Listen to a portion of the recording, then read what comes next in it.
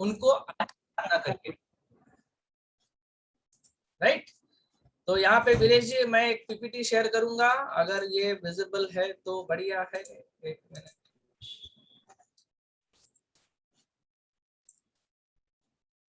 अभी यहाँ पर ना कुछ लोग कैसे कैसे आए हैं मैं आपको बताता हूँ। दिखाई दे रहा है वीरेश जी? जी बिल्कुल sir. Okay, screen is yes. देखिए दोस्तों क्या होता है ना कि जब शादी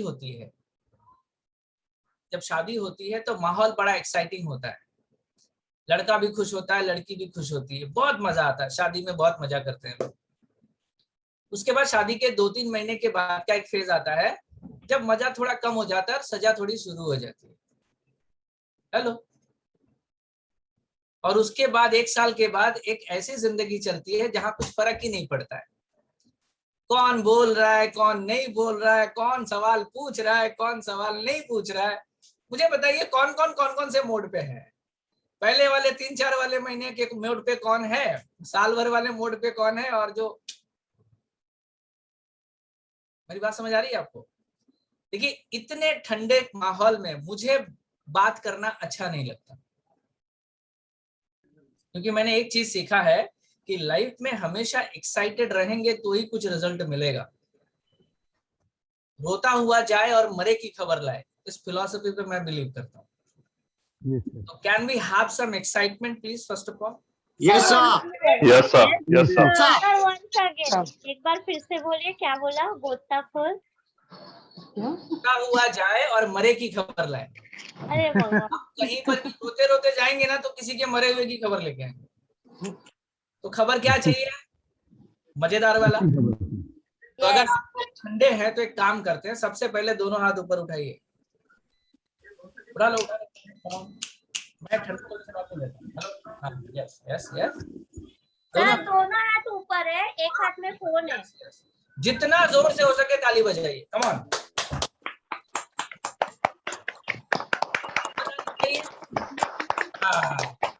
थोड़ी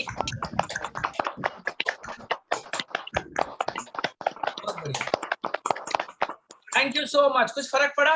हाँ अभी थोड़ा माहौल यस यस सर, बहुत गर्म हो गया। Thank you so much, thanks a lot, thanks a lot, thanks a lot. चलिए हम शुरुआत करते हैं आज के सेशन की।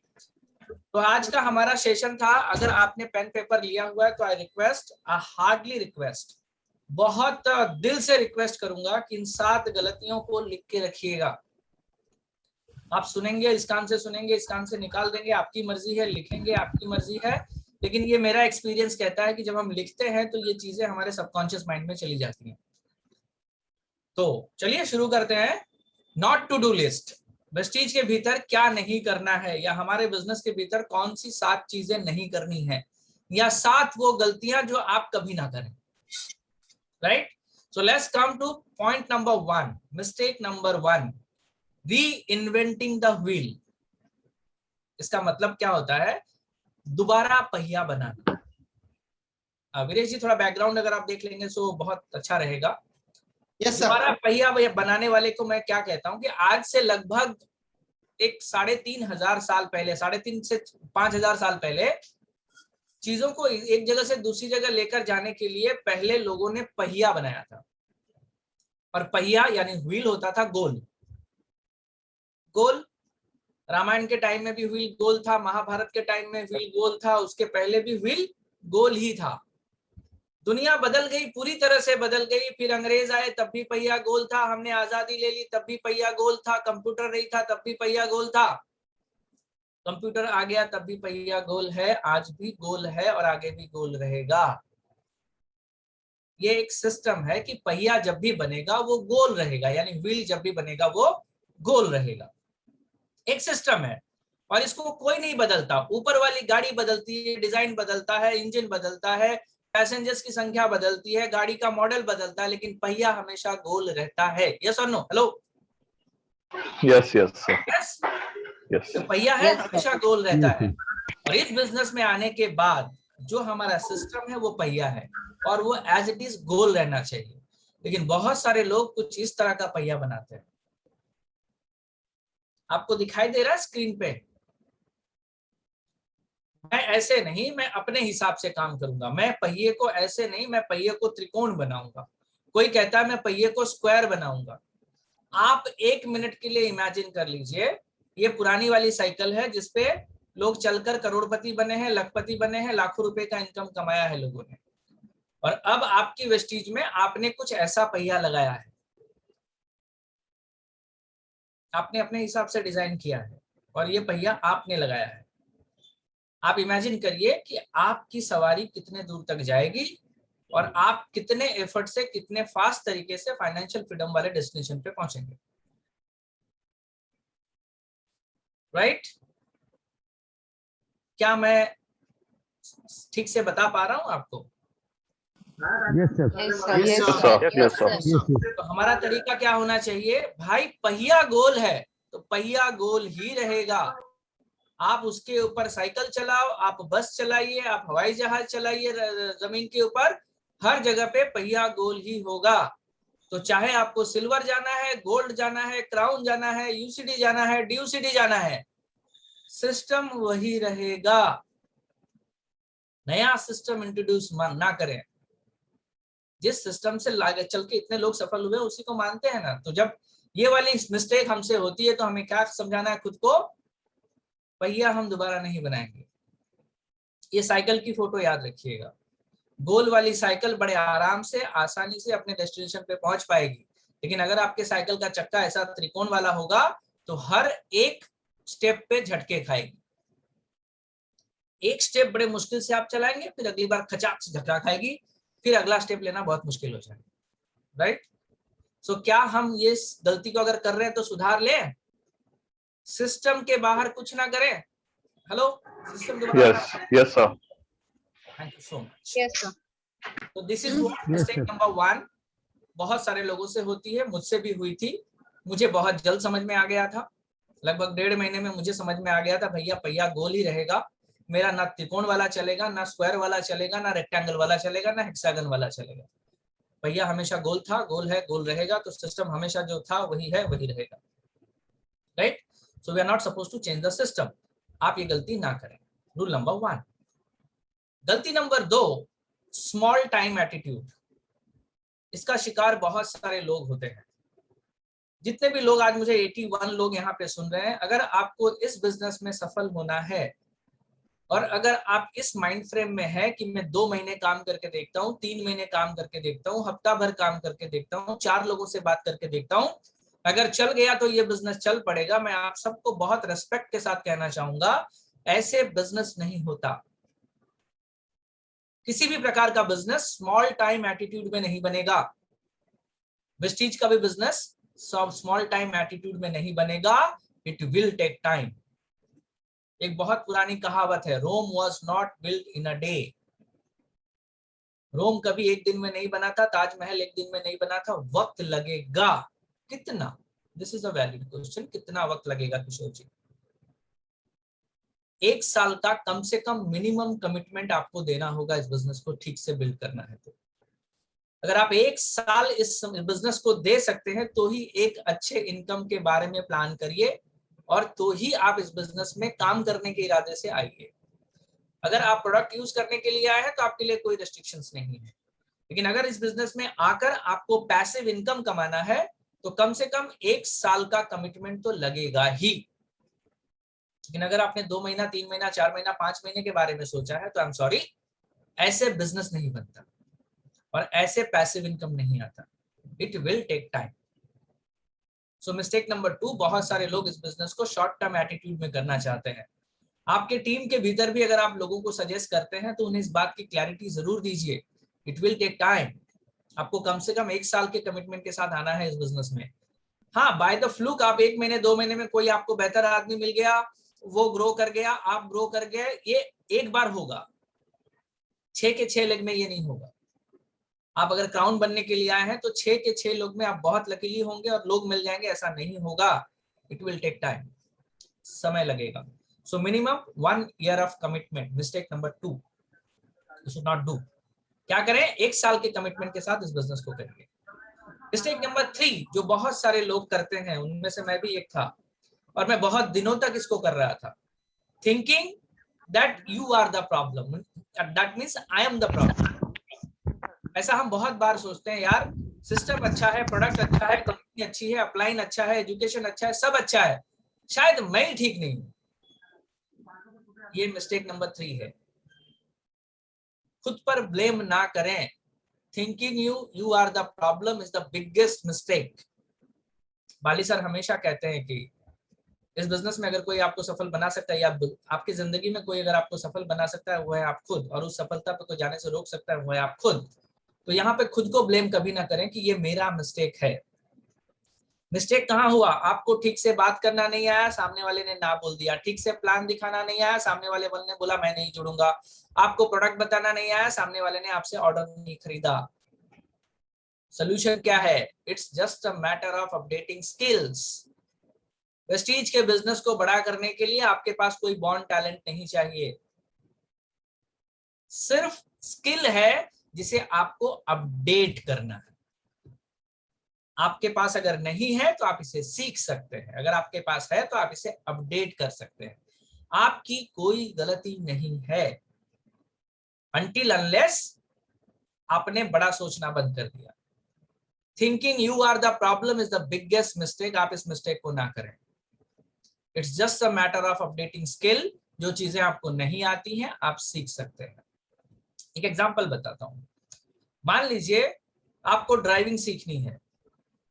आप काले रंग के हैं तब भी आप ड्राइविंग सीख सकते हैं, आप गोरे रंग के हैं तब भी आप ड्राइविंग सीख सकते हैं, आप कम पढ़े लिखे हैं तब भी आप ड्राइविंग सीख सकते हैं, आप ज्यादा पढ़े लिखे हैं तब भी आप ड्राइविंग सीख सकते हैं, आप आदमी हैं तब भी आप ड्राइविंग सीख सकते हैं, आप औरत हैं तब भी आप ड्राइविंग सीख सकते हैं, आप स्टूडेंट हैं तब भी ड्राइविंग सीख सकते हैं, आप रिटायर हैं तब भी ड्राइविंग सीख सकते हैं।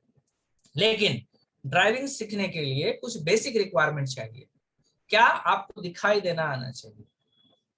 एक आदमी है जो अंधा है, देख नहीं सकता, वो ड्राइविंग नहीं सीख सकता, राइट? आपके हाथ और पैर क्लच, गियर और स्टीयरिंग पकड़ने लायक चाहिए, तभी आप ड्राइविंग चला पाएंगे। इतनी बेसिक चीजें अगर हैं आपके पास तो आप में से हर व्यक्ति ड्राइविंग सीख सकता है। इस बिजनेस को करने के लिए हमारे पास बेसिक चीज क्या है? अगर आपके पास कोई ड्रीम है, अगर आप इस बिजनेस में सफल होना चाहते हैं, तो इस बिजनेस में हर वो चीज आप सीख सकते हैं जो सफलता के लिए चाहिए। लेकिन अगर आप इस बिजनेस में आने के बाद आप कहते हैं मुझे सफल नहीं होना है, मुझे पैसों की जरूरत नहीं है, मुझे आजाद नहीं होना है, you are not the suitable person to build this business. I am telling you very seriously.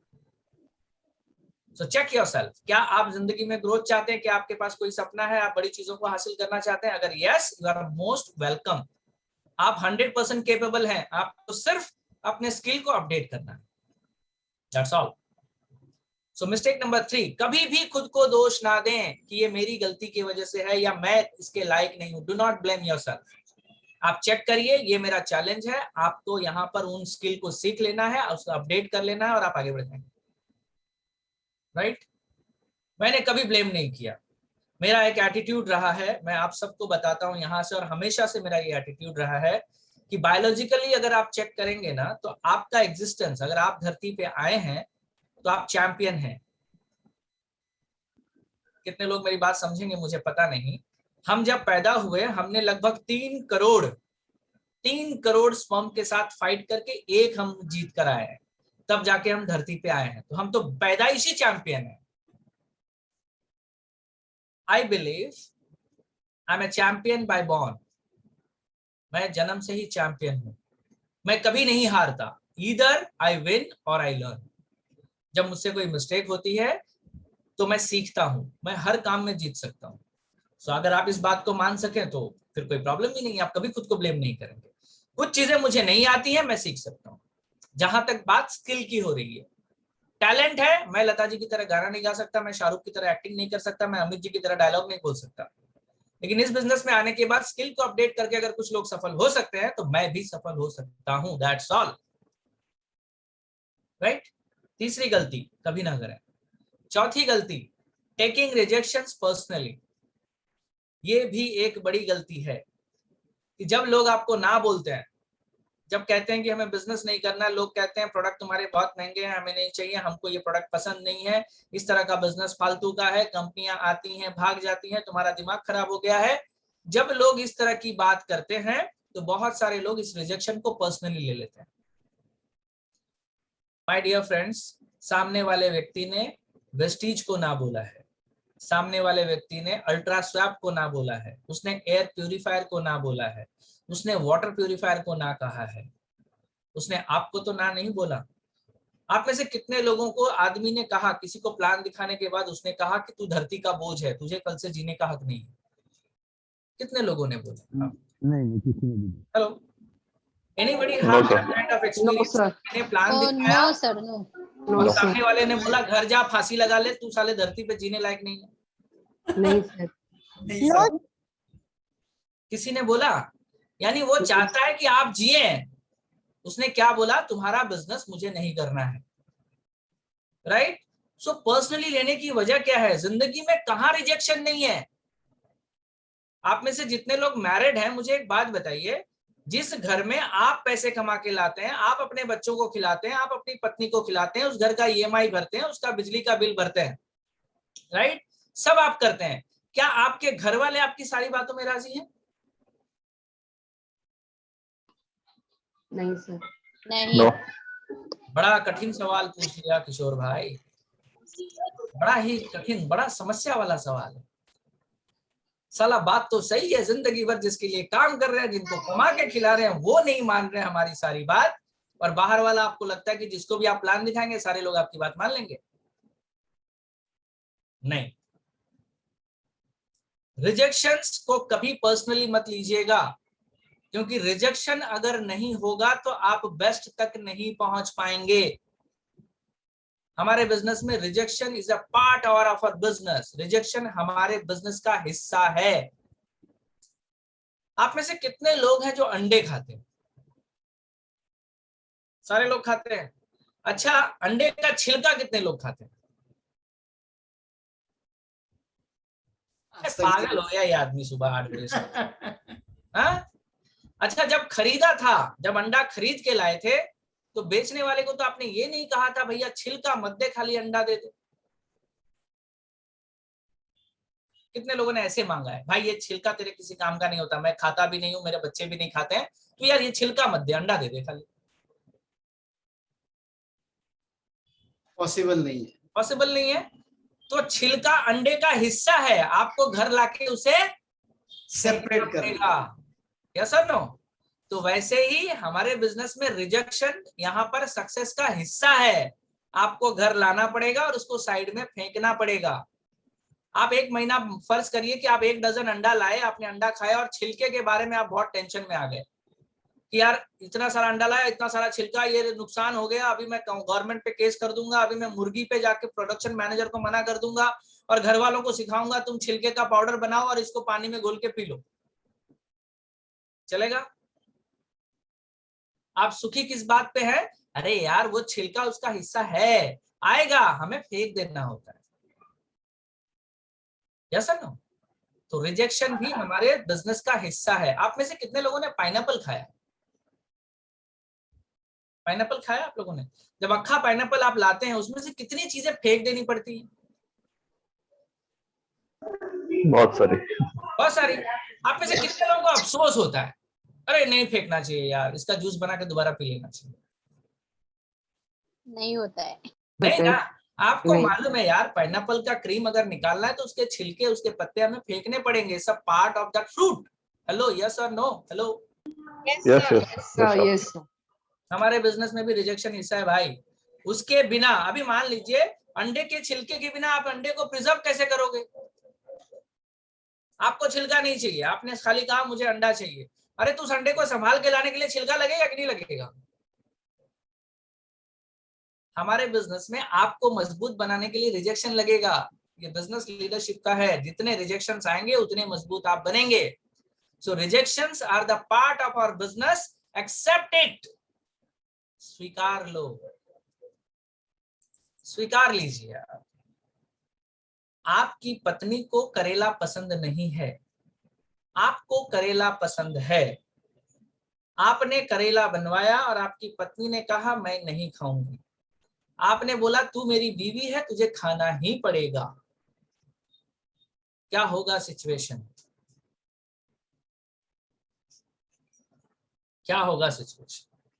एक बार वो खा लेगी, 2 बार खा ली, 3 बार खा ली, चौथी बार आपको ही खा ली। Yes sir. अच्छा पति कौन? डार्लिंग कोई बात नहीं, तुम्हें करेला पसंद नहीं है, तुम आलू खा लो, मुझे करेला खिला दो। एक्सेप्टेंस है कि नहीं? हेलो। Yes sir. मैं सलाह बड़े Yes, Yes, sir. sir. पति Yes, पत्नी वाला सलाह बड़े अच्छे से मैं दे रहा हूं, मेरा भी झगड़ा होता है, डोंट वरी। उस मामले में हम सब अभी सीख रहे हैं, राइट? बट हमारे बिजनेस के मामले में रिजेक्शन हमारे बिजनेस का हिस्सा है। मान लीजिए, लिख लीजिए, माइंड में बिठा लीजिए, आप इसको एक्सेप्ट करना ही है आपको। और आपको 90 डेज एक्शन प्लान में बताया गया है कि 200 ना सुनने हैं। जब ना ही सुनने जा रहे हैं, ना मिल रहा, तो टेंशन किस बात का भाई? Rejection is part of our business. आप में से जितने लोग रिजेक्ट किए जाने पे दिल से लगा लेते हैं, भाई उसने मना कर दिया, दुनिया खत्म हो गई, सच में खत्म हो जाएगी। रिजेक्शन का एक ही बात है, भाई तूने मना कर दिया, फैंटास्टिक, तू बिजनेस नहीं करेगा, बाकी की तो सारी दुनिया मेरे लिए है, दैट्स ऑल, एक्सेप्ट। मैं सही कह रहा हूं या गलत है? चलो आगे चलते हैं, बहुत बढ़िया। 5, नेग्लेक्टिंग रिटेलिंग। आप में से जितने भी लोग इस बिजनेस में प्रोडक्ट शेयर नहीं करते हैं, ये आपकी गलती है। Please please understand this. Product share करने का मतलब प्रोडक्ट बेचना नहीं होता है। आपको बैग में प्रोडक्ट भर के लोगों के दरवाजे पे जाके प्रोडक्ट बेचने नहीं जाना है। You have to share the products. आप प्रोडक्ट इस्तेमाल करने के बाद उसके बेनिफिट के साथ लोगों के साथ शेयर करिए और लोगों के साथ प्रोडक्ट शेयर करिए, दैट्स ऑल। अच्छा, दिन भर कर क्या रहे हैं आप लोग फिर आज? यूट्यूब पे क्या करते हैं, व्हाट्सएप पे क्या करते हैं, ट्विटर पे क्या कर रहे हैं, यूट्यूब पे मतलब बाकी की चीजों में आप कर क्या रहे हैं? आपको पसंद आया, आप शेयर कर रहे हो, या तो लाइक कर रहे हो या शेयर कर रहे हो, लाइक कर रहे हो, शेयर कर रहे हो, ये सेलिंग है क्या?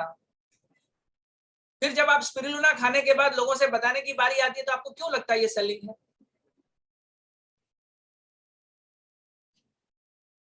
आप में से कितने लोग व्हाट्सएप पे मैसेजेस फॉरवर्ड नहीं करते? अच्छा वाला आने के बाद कोई अच्छा कोट लग गया, आप लोगों को फॉरवर्ड नहीं करते? कितने लोग? राइट? मान लीजिए आपको कहीं खाना खाने के लिए बुलाया, राइट, और आपने बहुत अच्छा खाना खाया और आपको लास्ट में गुलाब जामुन मिले। आप में से कितने लोग गुलाब जामुन और खाना खाने के बाद आपको घर वालों की याद नहीं आती? अरे इतना लजीज खाना था यार, घर वालों को भी खिलाना चाहिए था। कितने लोगों को नहीं लगता? मरने दे, बाढ़ में जाते हैं, ऐसे कितने लोग? राइट? तो अगर आपने अच्छा खाना खाया, आपको कोई अच्छी चीज लगी, तो आप क्या करते हैं? बच्चों के लिए लेकर जाते हैं, पत्नी के लिए लेकर जाते हैं, भाई के लिए, मम्मी के लिए लेकर जाते हैं कि नहीं जाते हैं? अच्छा, वो सेलिंग है क्या? नहीं, मैं मेरी मम्मी को जाके 4 गुलाब जामुन सेल करूंगा। नहीं, आपको अच्छा लगा, आपने उसकी खासियत को समझी, आपको फील अच्छा हुआ, आप घर वालों के लिए ले गए।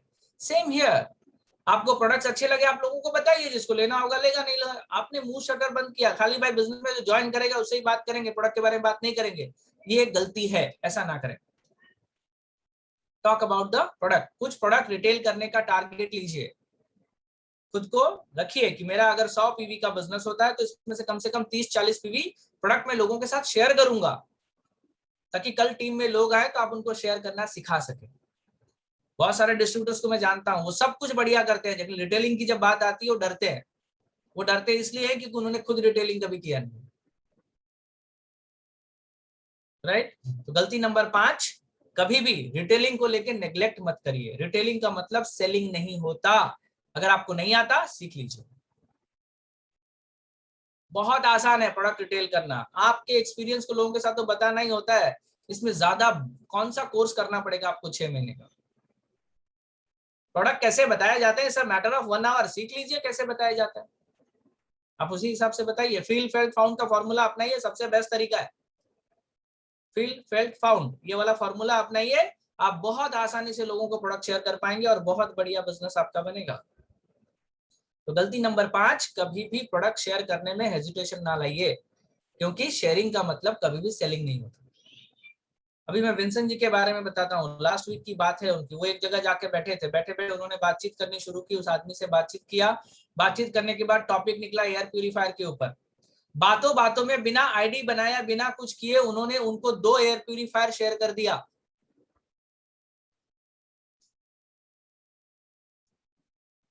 जबकि बिजनेस की कोई बात नहीं हुई थी। उन्होंने एयर प्यूरिफायर के फायदों के बारे में बताया, सामने वाले ने बोला 2 ठीक है 2 एयर प्यूरिफायर मेरे 2 बेडरूम में लगा दो। पूछिए विंसन जी को कैसे किया होगा, आपको बताएंगे। Can we have a big round of applause for Vinson Fernandes जी।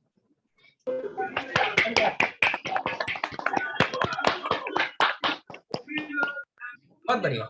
तो प्रोडक्ट शेयर करिएगा, प्रोडक्ट शेयर करने से बहुत अच्छा बेनिफिट मिलता है। गलती नंबर 6, ये इस पे तो मैं आपको रात भर बात कर सकता हूं। लिसनिंग टू ड्रीम स्टीलर्स, सपने चुराने वालों के से सुनना। अगर आप ये करते हैं तो आपके बिजनेस का ये बहुत बड़ा मिस्टेक है।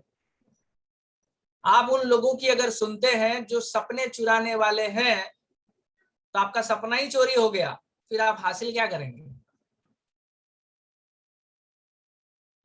Do not listen to dream stealer. Dream stealer कौन? जो बहुत सारे लोग आपसे कहते हैं ये काम नहीं करता, तुम नहीं कर सकते, मुझे सब पता है, ये सब फालतू का है, बकवास है। एक्चुअली वो लोग ये नहीं चाहते कि आप ग्रो कर जाए। सुनना किसका है? इसमें से सारे के सारे लोग फालतू हैं, ऐसी कोई बात नहीं है। आपको एक पैरामीटर तय करना पड़ेगा, भाई मुझे सुनना तो पड़ेगा ना, मैं किसका सुनूं किसका नहीं सुनूं। मैं एक सिंपल सा उदाहरण आपको देता हूं। मैंने किसी किताब से ये बात सीखी है कि अपनी समस्याओं का निवारण, यानी आपके प्रॉब्लम का सलूशन उस आदमी से पूछिए जो केपेबल है सलूशन देने के लिए। अगर आप अपनी समस्याओं का समाधान ढूंढने ऐसे लोगों के पास चले जाएंगे जो केपेबल नहीं है, आपकी हंसी होगी, आपकी मजाक उड़ाया जाएगा, आपके ऊपर लोग हंसेंगे। छोटा सा एग्जांपल बताता हूं आपको।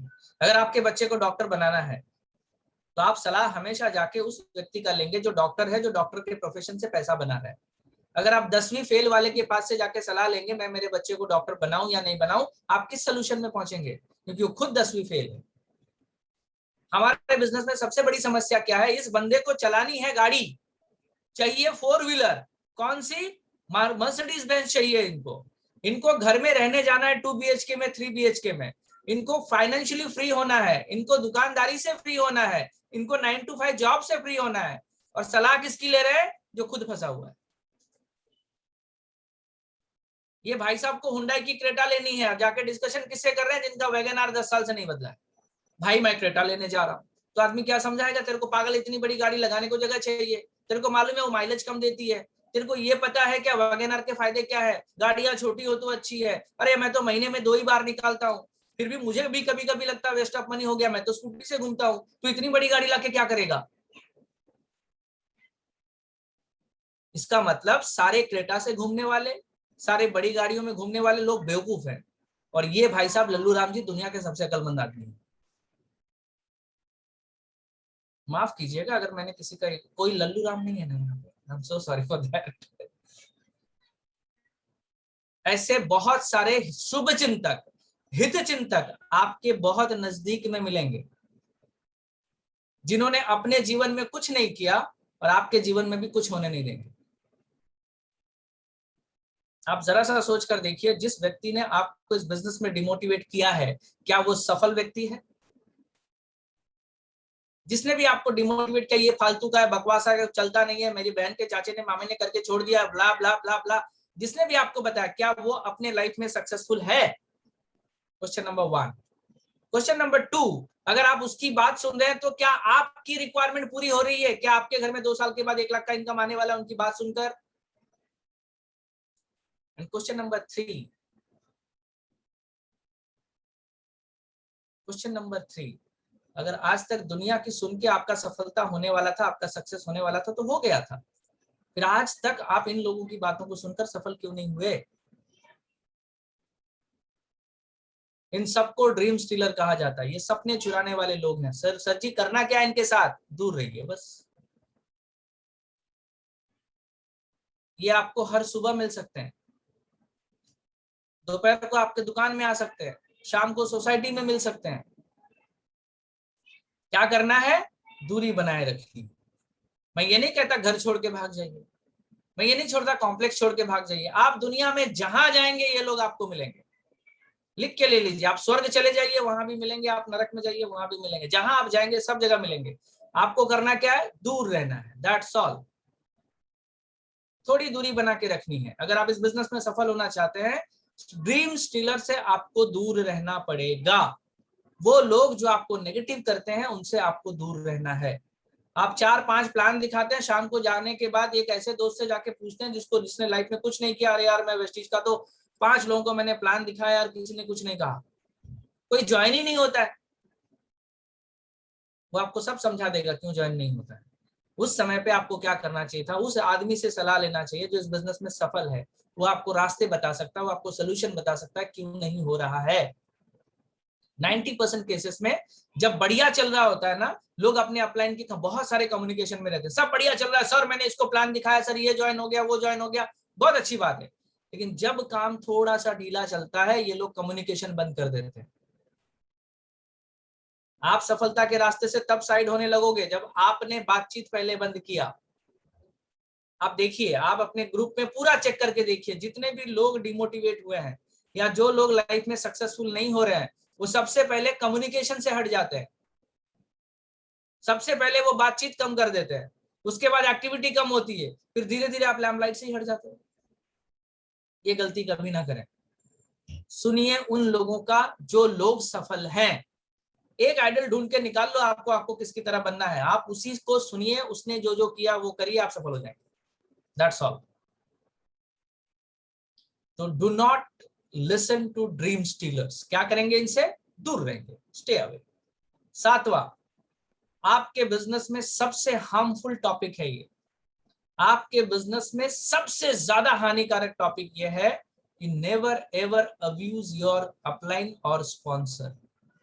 आपके अपलाइन के साथ कभी भी कोसातानी मत करिए, चाहे सामने हो या पीछे हो। मैं ये आपको अपने पर्सनल एक्सपीरियंस से कह सकता हूं। अपलाइन को अगर आप कोसेंगे तो इस बिजनेस में आप कभी सफल नहीं होंगे, चाहे आप बाकी के सब कुछ करते हो। अपलाइन आपके बिजनेस में, इस बिजनेस का लाइफलाइन है, लाइफलाइन है। इस बिजनेस में अपलाइन को कोसना मतलब महापाप करना है, चाहे वो सामने हो या पीछे हो। लेकिन एक बात समझने की जरूरत है कि आप अपलाइन बोल किसे रहे हैं। जो व्यक्ति आपको बिजनेस में लेकर आया, क्या वो आपका अपलाइन है? या जो आपका ब्रोंज डायरेक्टर है, क्या वो आपका अपलाइन है? या जो आपका क्राउन डायरेक्टर है वो आपका अपलाइन है? या जो आपका यूसीडी है वो अपलाइन है? या जो एम्बेसडर है वो अपलाइन है? अपलाइन कौन है? मैं डेफिनेशन बता देता हूं। आपका अपलाइन वो जो सिस्टम को फॉलो करता है, जो कंटिन्यूसली ग्रो कर रहा है, कंटिन्यूसली ग्रो कर रहा है इस बिजनेस के भीतर। उसके नेटवर्क में नए लोग आ रहे हैं, नए नए ट्रेनिंग्स होते हैं, नए कोचिंग्स होते हैं, वो इवेंट में जाता है, वो नई नई चीजों को कर रहा है, अपने बिजनेस में ग्रोथ ला रहा है, वो अपलाइन है। जो सिस्टम को फॉलो कर रहा है वो अपलाइन है। कुछ लोग ऐसे होते हैं ना, एक अपनी मंडली चलाते हैं। एक आदमी आ गया, बोलता है मैं 4-5 लोगों को इकट्ठा कर लूंगा, मैं अपनी साइकिल का पहिया है ना ट्रायंगुलर तरीके से चलाऊंगा, ऐसा स्क्वायर वाला रहेगा मेरा, खुद भी जाएंगे, 10-12 को भी ले जाएंगे। सिस्टम एक ही है। जो व्यक्ति सिस्टम फॉलो कर रहा है, जो किसी अपलाइन को फॉलो कर रहा है, जो हम आपसे हमेशा बातों बातों में ये बोलेगा कि आज हमारे अपलाइन ने ऐसा बताया, हमारे अपलाइन ने ये सजेस्ट किया, तो हम इन चीजों को करेंगे। जो किसी अपलाइन को फॉलो कर रहा है, he is your upline. First, जो सिस्टमेटिकली काम कर रहा है, जो ग्रो कर रहा है, जो अपने अपलाइन को फॉलो कर रहा है, जो किसी व्यक्ति को फॉलो कर रहा है इस बिजनेस में, he is your active upline. उसके साथ हमेशा मधुर संबंध बनाए रखिए। मधुर संबंध का मतलब ये नहीं है कि दरिया किनारे जाएं और उसके साथ बैठ करके पापड़ी भेल खाएं। बिजनेस को लेकर के उसके साथ हेल्दी रिलेशनशिप रखिए। और हेल्दी रिलेशनशिप रखने का एक छोटा सा मंत्र बताता हूं। जो भी आपके बिजनेस में हो रहा है, रेगुलर बेसिस में डिस्कशन करते चलिए, क्योंकि आपका अपलाइन का आप में सबसे ज्यादा इंटरेस्ट इसलिए है क्योंकि वहां पे फाइनेंशियल कनेक्शन है। जब आप ग्रो करेंगे तो आपका अपलाइन भी बिजनेस में ग्रो करेगा। और दुनिया में कोई आदमी अपना नुकसान नहीं चाहता, और उसे इतना पता है कि आपके ग्रोथ में उसका ग्रोथ है, तो आपका भला क्यों नहीं चाहेगा? वो हर दम 24 घंटे वो आपका ही भला चाहता है। लेकिन क्या वो केपेबल आदमी है? क्या वो उतना एक्टिव है? ये चेक करना बहुत जरूरी है, राइट? तो 7वां मिस्टेक क्या करें? और अपलाइन से अच्छा रिलेशनशिप बनाने के लिए एक छोटा सा मंत्र है, EGO, आपके गो में से खाली ई निकाल दीजिए। ईगो में से ई निकाल देंगे तो आपका सबके साथ रिलेशनशिप बढ़िया हो जाएगा। Please remove E. ईगो में से ई हटा दीजिए, आप रफ्तार में चले आएंगे, आप एकदम तेज में चलने लगेंगे। गलतियां सबसे होती हैं, छोटे मोटे मिस्टेक सभी से होते हैं। हम 4 बर्तन को एक जगह रख दें तो बहुत सारा आवाज आता है। एक परिवार में लोगों का एक साथ मिलता जुलता नहीं है, लेकिन उस चीज को लेके हम जिंदगी भर नहीं जीते। सुबह हुआ शाम को खत्म। अगर हम एक साथ काम कर रहे हैं, बहुत सारे लोगों से मिल रहे हैं, सबका ईगो अपना अपना है, तो कहीं पे होने जरूरी है, थोड़े टकराव जरूर होंगे, लेकिन जो हुआ उसे भूल के आगे चलना है हमको। गो। आप ईगो को में से ई पकड़ लेंगे ना तो आप कभी आगे नहीं जाएंगे। सो 7वां स्टेप क्या करना है? Never ever abuse with your upline. और ये तभी होगा जब आप ईगो निकाल दें, राइट?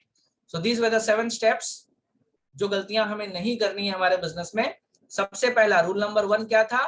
री इन्वेंटिंग द व्हील। हम सिस्टम को कभी बदलने की कोशिश नहीं करेंगे, एटलीस्ट मैं तो नहीं करूंगा, आप भी ना करें, मेरा ये सजेशन है। Do not try to change the system. दूसरा, स्मॉल टाइम एटीट्यूड।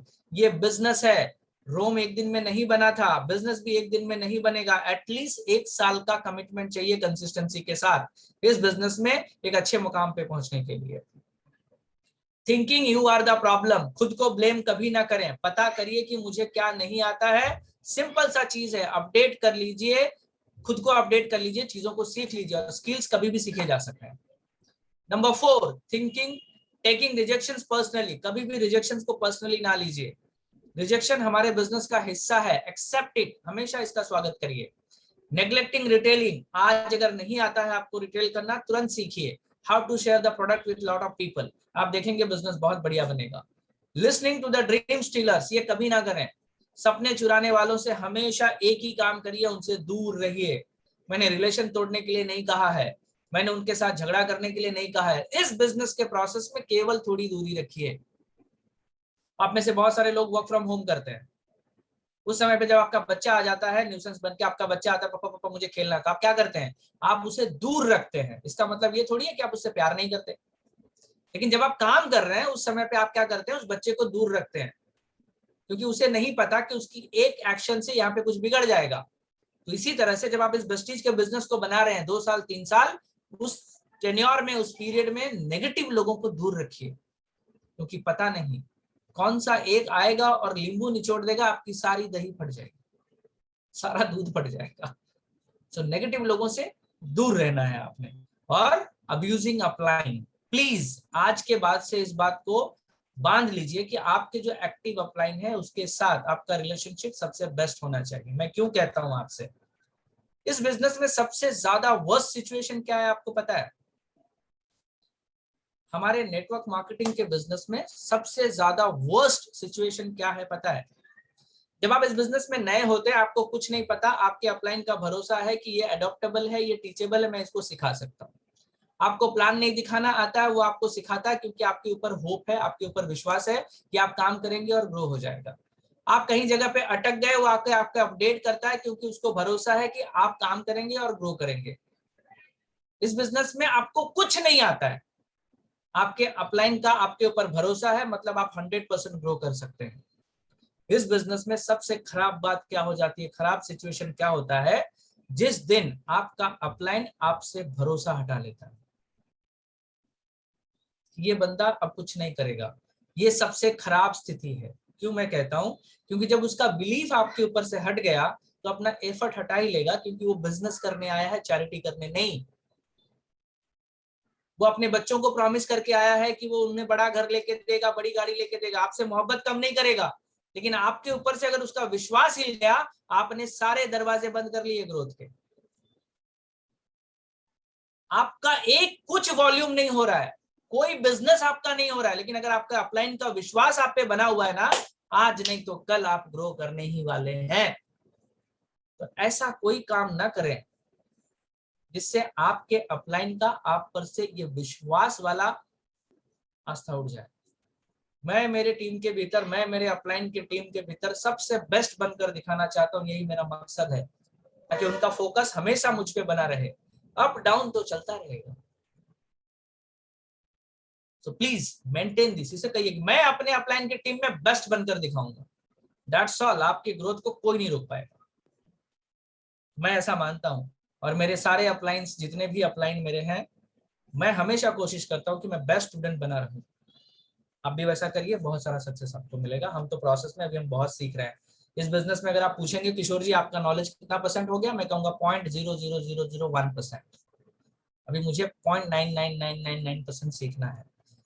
सीखने का प्रोसेस तो कभी खत्म नहीं होता। So these were the 7 steps. आपको क्या करना है, ये 7 गलतियां नहीं करनी है। That's all. So thank you so much and over to my host. अगर आपके कुछ सवाल हो तो आप मुझे पूछ सकते हैं। Thank you so much, sir. Thank you so much. Thank you so much. Thank you so much. Thank you so much, sir. Yes, Thank you so much, sir. Thank you, so sir. much, sir. देखा कि जो हमारे mistakes होते हैं, जो business में सबसे crucial होते हैं, राइट, जो हमें नहीं करने चाहिए, इतने ब्यूटीफुली तरीके से हमें सर ने बताया। डेफिनेटली ये हमें हेल्प करेंगी। तो क्या हम किशोर सर के लिए बहुत बढ़िया से क्लैप कर सकते हैं अगर आपको हेल्प हुआ है तो? Thank you so much. Yes, yes.